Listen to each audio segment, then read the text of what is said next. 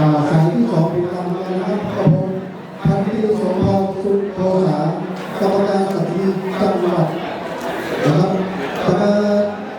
ที่แทนมาจากตลาดให้ทุกท่านนะครับแล้วก็ที่มีนายอายุ29 ปีแล้วไหม29 ปีไม่มีบางนะครับแล้วก็ที่ใครวุฒิปวสอาวุธปริญญาตรียกมือหลายคนนะครับน้องๆที่ยกมือนี้ถ้าท่านดูนะครับถ้าท่านจับฉลากแดงถูกนะครับท่านจะรับราชการในกองประจำการ1 ปีแต่ท่านจะต้องไปยื่นคำร้องกับเจ้าที่คำร้องก็เลยอยู่ของท่านนะครับวันนี้ก่อนที่ท่านจะกลับบ้านท่านจะต้องไปยื่นคำร้อง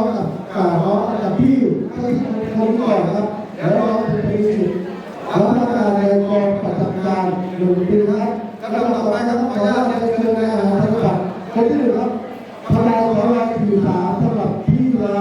น้องเราเพื่อนเราที่ไม่ได้มาเข้ารับการตรวจเลือกวันนี้